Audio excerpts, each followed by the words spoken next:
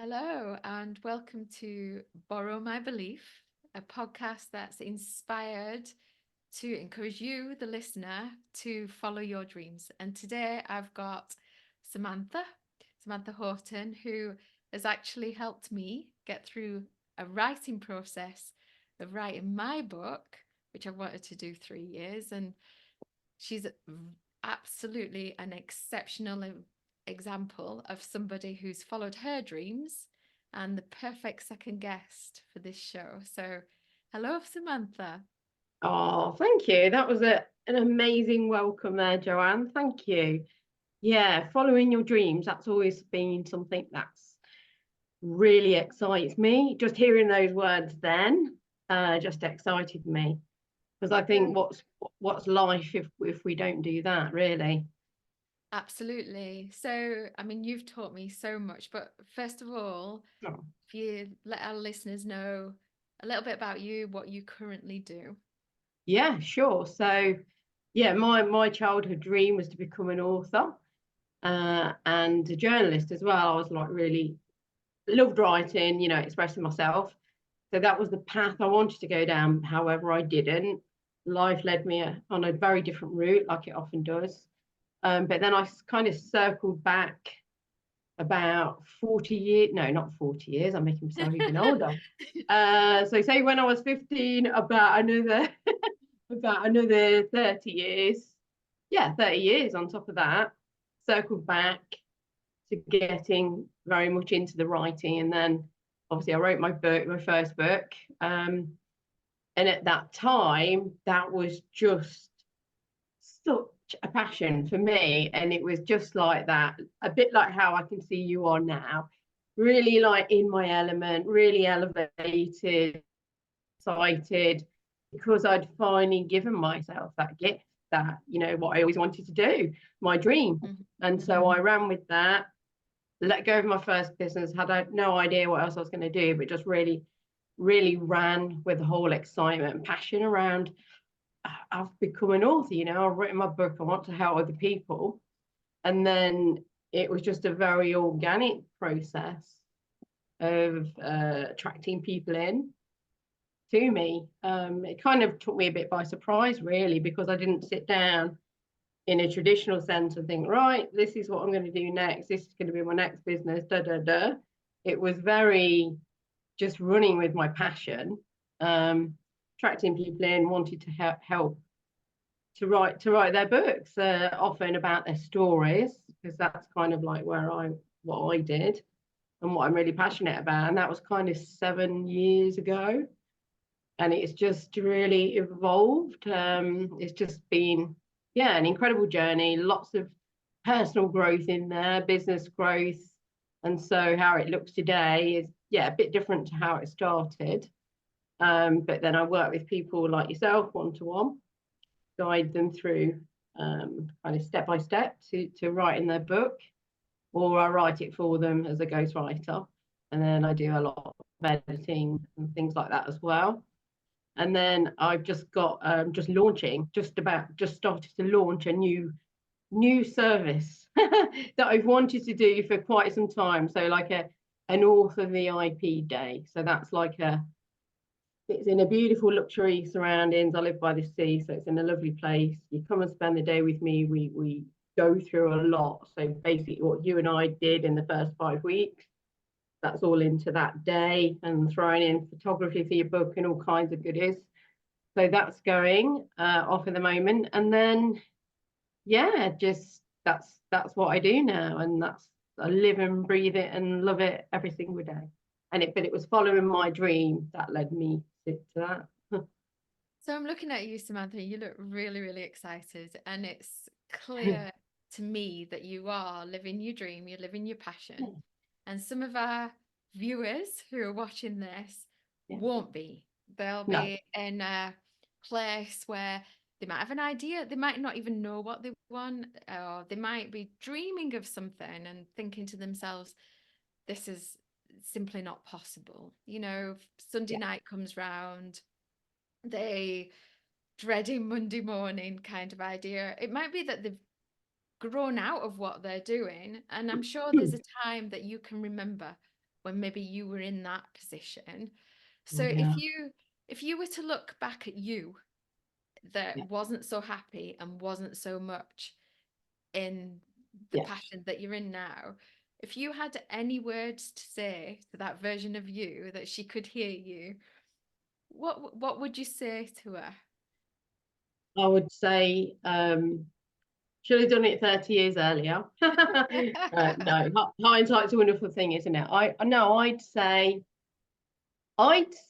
a bit cliched maybe, but it's kind of like it happened as it was meant to, Mm-hmm. because it was that journey that I wrote about in the book. Whereas when I was a young girl at school, it was more fiction I was into. And I used to write short fiction. I had quite a vivid imagination. Still have that vivid imagination, but I just channel it differently now.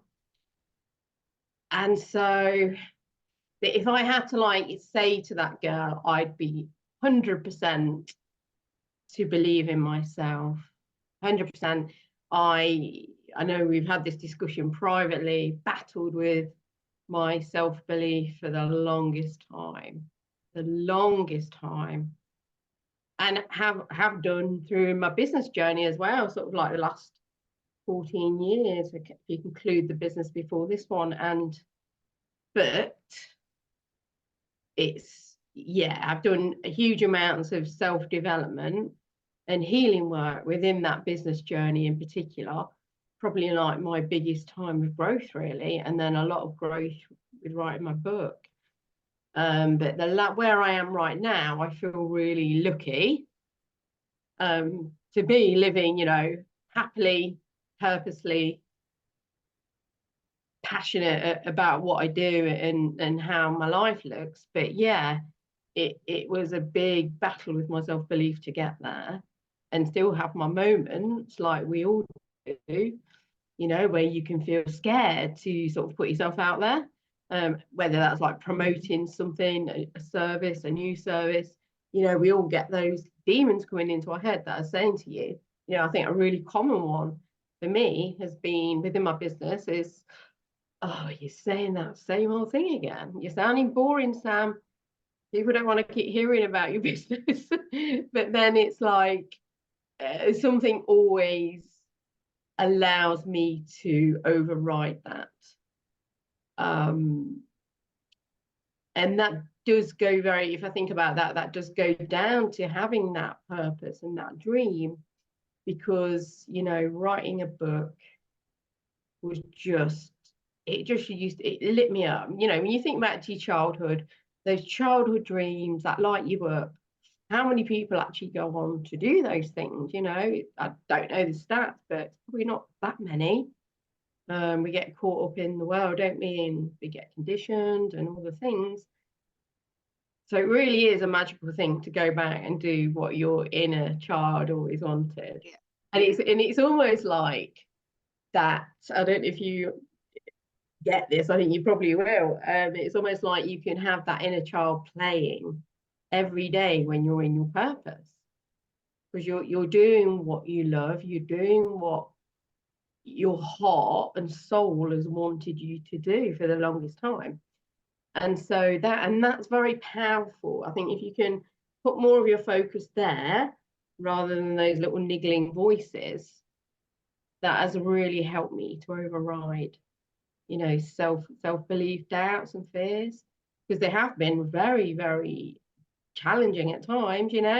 I can remember an instance where I started to work with a new mentor, and where I was at the time, going back a few years, I can remember feeling paralyzed, sitting on my sofa or lying on my sofa crying, because I was just paralyzed in this fear, and I didn't even know what that fear was about really. When I look back now, that was all like different kind of trauma processing, because I think when you're in business particularly, and if it's some sort of transformational style business, you go on your own journey, don't you, of healing and looking at all your wounds that you might still be carrying around with you as an adult, and dealing with those. And there was a lot of that going on. But then when you do work through those things and come through the other side, is as I've really seen in you, and especially at the moment, yeah, big shift in you. Yeah, it's amazing. Because then I always say on the other side is kind of like the freedom and the joy and all the things. So I picked up on a few things there. So first of all, you've watched me go through that journey. Yes. And I want to kind of, I think the words debunk myths that gurus don't have challenges. The truth is that when we're growing and when we're moving on to the next thing, there's always something that comes up. And this, if it's an entrepreneurial journey that you're dreaming of, or even if it's anything really, you want to run a marathon or you want a promotion at your work, it's going to bring things up that are inside of you as you grow into that person. And you mentioned about belief and your lack of belief when you were younger and inner work, and how you find that's been really helpful, because there's people listening to this who have never even really heard of these kinds of things. I know I hadn't 6, 7 years back. Yeah. Yeah, So, it's a different world. what would you say to somebody who they're not sure about inner work, Yeah. where to start? Yeah. Yeah. So there's so much to that, isn't there? I think back to where I started, say like with the business journey. All right, let's start with this business, this journey. So kind of about 7 years ago. All I knew at that moment in time was to follow my dream. There was a lot of change going on. So I've been a single mum for a long, long time. And probably one of the scariest elements in any of this for a lot of people is the fear you can have around finances as well. Because if you're about to give up a job that you get a regular paycheck and you no longer have that, yeah. And if you've never worked for yourself, it feels like a huge leap that does. But it's like with anything, I'm quite a big believer in just facing something full on. That's just how I best operate, kind of a bit all or nothing approach, I suppose. But when I look back, so I was giving up that first business and the income that produced. I was getting some help at that moment in time as a single parent, but my son was about to go to uni in a few months' time, and I would lose all of that. Yeah. So I did have some meltdowns, and I could have gone into a state of paralysis, but maybe I'd gone so far in my growth at that point. I don't know. But what I do know is that the passion of writing that first book. Yeah. So I think one of the really, really important things to remember is at any one time we do have a choice now of where we place our focus. However, I'm not dismissing trauma in any way, shape, or form, because I know how paralyzing that can be.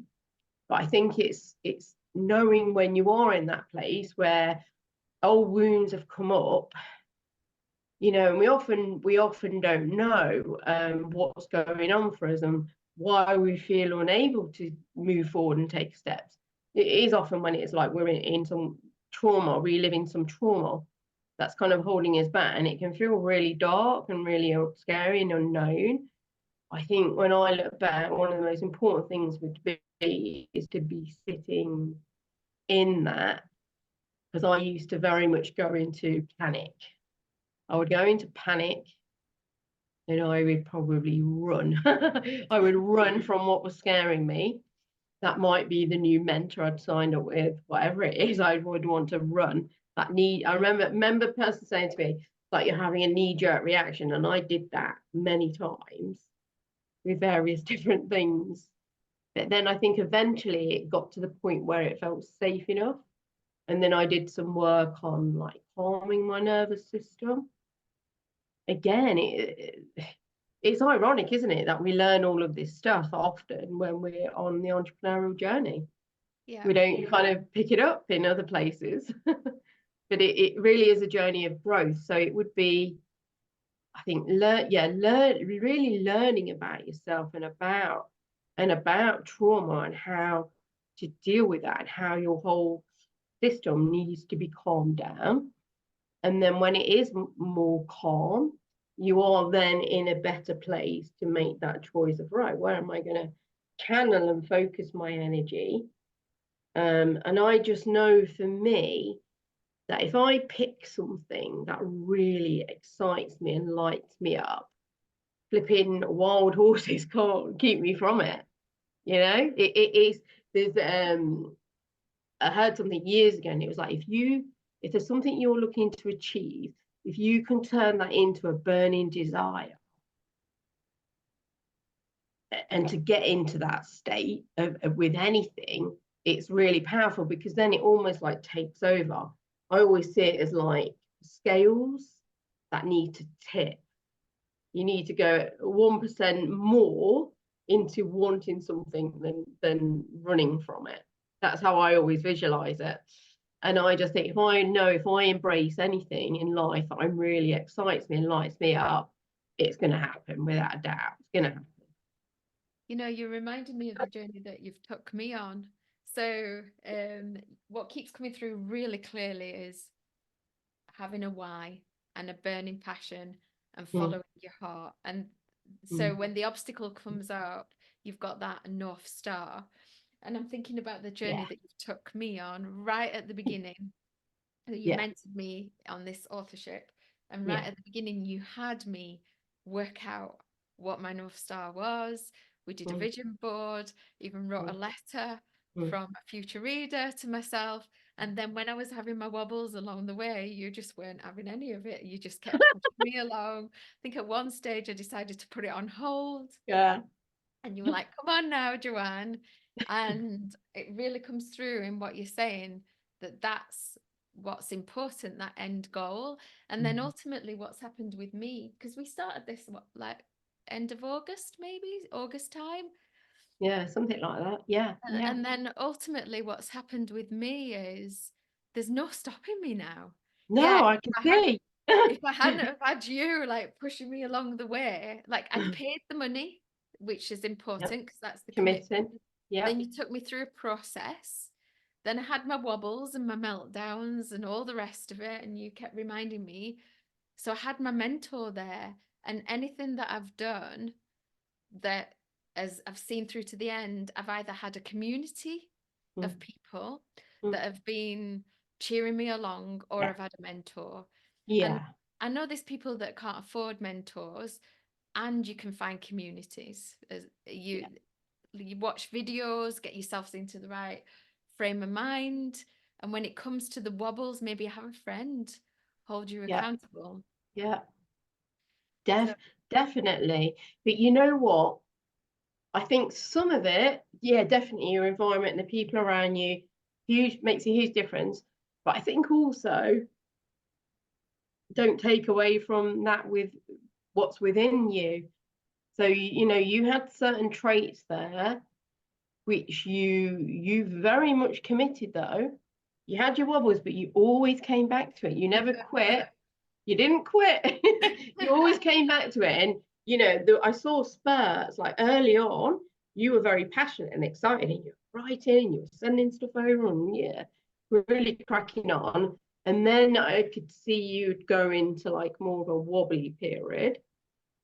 I think there was a couple of times when you were saying it's like the doubt really sort of came in. I was like, because I've kind of been there, it's different for everyone, but I've kind of been there, and it's normal, and it's that we know it'll pass. I think it's when you're in it, you don't feel like it'll pass. It feels all consuming. And I think that's the bit when you asked a few minutes ago, and it's like learning to sit in that space, which I know you've become very good at. I still have quite a lot of resistance around doing some of that. And when things come up, still it's that in my one. books. It's in Yeah, yeah, exactly. The process that you've written about, phenomenal. yeah. So yeah, it's in my book. I tend to dive right in these days. But I've been at that particular aspect of growth Yeah. for maybe 7 years now. So it's something, it's like anything, it's like a muscle. It's Yeah. something that I've practiced. Yeah. And I too have had my times of lying on floors, crying, Yeah. paralyzed with the whole thing. Mm-hmm. So yeah, it's a muscle. So Mm-hmm. you've seen me through this process, and I've been shouting this from the rooftops everywhere I go. I Excellent. almost can't stop myself telling people. I Yes. have had people say to me, well, first of all, they say that everybody's got a book in them, right? And I've also heard things like people they pass away without writing that book that's in them, and it's Oh, a real I know. shame. Yeah. And I've got so many people that say to me, "Oh, I'd love to write a book. Oh, I'd love to write a book." And you can see that. Oh, Yeah. Yeah. so, if anybody wants to like investigate what you do or go along that journey and have a chat with you, where do they find you? Yeah. Yeah. Totally. So I'm on Facebook a lot of the time, and I tend to I've got a business page. I think it's memoir. Hang on, what is it? You can tell how much I use my business page. I'm Well, you can launching find a Samantha bit. on Facebook. That's where I found her. I was going to say it's yeah. I use Facebook, my profile, personal page, Samantha Houghton. But my actual, I'll just tell people what my I'll pop yes. it on the YouTube. I'll pop it under the description anyway. Okay, yeah. You It's send me the link memoir and we'll mentor, pop it there. or the inspiration. No, the inspirational writer. That's right. Because Facebook wouldn't let me change it, so all mine are the same. or, So, or or my website www.samanthahoughton.co.uk. Got a form on there. Yeah, you can find me that way. That's well, I cool. can Or through Joanne. I can certainly recommend you. You've seen me Oh, bless through this whole. You're about to, and you do editing as well. You're you. about to edit my book next Yeah. week. Mhm. Great. And what else do you do, Samantha? What else do I do? So I've got a team of people as well. So for me, when I embarked on my book, so I talk about like an author first approach. So it's like remembering when you were that first time author, all the things you kind of needed to make life easier. So I've tried to adopt that mindset. So I wrote my book, no problem with that. I had no idea how to turn it into a book. And it's been a huge learning curve, that is, because there's so much information out there.